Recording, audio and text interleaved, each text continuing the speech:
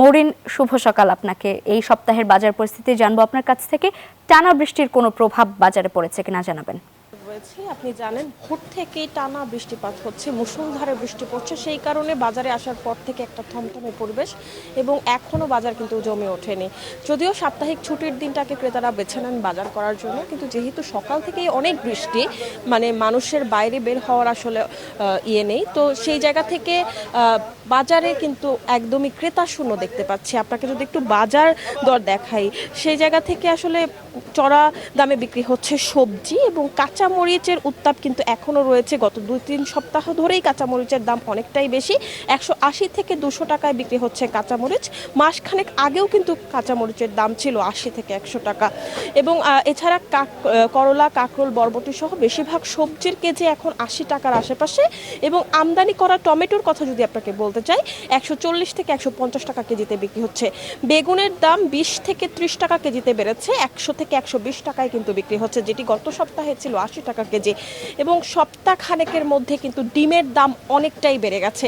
ডিমের দাম প্রতি হালিতে 10 টাকা বেড়ে বিক্রি হচ্ছে। এবং আমরা যারা বিক্রেতা ছিলেন তাদের কাছে আসলে দাম বাড়ার কারণটি জানতে চেয়েছি, যে সরবরাহ সংকট রয়েছে কিনা বা অন্যান্য কোনো সমস্যা রয়েছে কিনা। তারা বলছেন টানা বৃষ্টিপাতের কারণে আমদানি ঠিক মতো হচ্ছে না, সেই জায়গা থেকে সরবরাহ কিছুটা সংকট রয়েছে। এবং তারা যেটি বিশেষ করে বলছেন যে সিন্ডিকেটের কারণে অনেক পণ্যের দামই বেশি, যেটি আসলে ক্রেতারা যেখানে 1 কেজি পণ্য কিনতেন সেখানে আধা কেজি কিনছেন, কেউ কেউ কিনছেনই না। এখান থেকে এই ছিল সর্বশেষ। আমরা চলে যাব চট্টগ্রামে, সেখানে রয়েছেন সহকর্মী নয়ন বড়ুয়া জয়। আমরা জানবো তার কাছে সেখানকার বাজার পরিস্থিতি। জয়, জানাবেন। যেমনটা ঢাকার বাজারের খবর জানিয়েছেন, তেমনিভাবে কিন্তু বন্দরনগরীর বাজারে আমরা ছুটে এসেছি, মাছের বাজার দেখার জন্য যাচ্ছি। নানা রকমের মাছে ভরে গেছে বাজার। দেখতে পাচ্ছেন এখানে যারা ক্রেতা তারা যেমনটা ছুটে এসেছেন, যেহেতু আজকে ছুটির দিন, তার কারণে ক্রেতাদের সমাগম অনেক বেড়েছে। বড় সাইজের ইলিশ কিন্তু দেখা যাচ্ছে। ইলিশের যে ভরা মৌসুম, সেই মৌসুমেও কিন্তু ইলিশের স্বাদ সবাই নিতে পারছে না। দাম যেমন, সাইজও তেমন আমরা দেখতে পাচ্ছি। বড় বড় সাইজের ইলিশ কিন্তু বাজারে এসেছে, কিন্তু দামটা দেখতে পাচ্ছে অনেক বেশি। যারা ক্রেতা, যারা বাজার করতে এসছেন, তারা বলছেন ইলিশ দেখা যাচ্ছে বাজারে, কিন্তু দেখা যাচ্ছে কেনার সাধ্য কারো হচ্ছে, কারো হচ্ছে না। আমরা কয়েকজনের সাথে একটু কথা বলতে চাচ্ছি। আপনি ইলিশ নিলেন, একটু কত টাকা করে নিয়েছেন? 2500 টাকা করে। 2500 টাকা কেজি? একটা দাওয়াত আছে, তো দাওয়াতের জন্য নিতে হচ্ছে আর কি, নাহলে নিজেরা তো কিনে খাচ্ছি না। দাওয়াতের দাম তো অনেক বেশি না? অনেক। হ্যাঁ, দেখতে পাচ্ছি ইলিশ ছাড়াও কিন্তু আমরা দেখতে পাচ্ছি অন্যান্য মাছও বাজারে আছে, কিন্তু বড় বড় সাইজের ইলিশ দেখা যাচ্ছে। কত করে ইলিশ বিক্রি করে? ইলিশ মাছের দাম বেশি হওয়ার কারণ হচ্ছে আপনার এই যে ঝড় বৃষ্টি বেশি পড়ে, বা আপনার এই সাগরের সিঙ্গেল হয়তো চলতেছে, এই জন্য মাছ কম আসতেছে, এই জন্য মাছের রেটটা একটু বেশি। শুধু ইলিশ মাছের দামটা বেশি না, আপনার সব মাছের দামই বেশি। মাছ অনেক কম, এই জন্য সব মাছের দামই বাড়তি।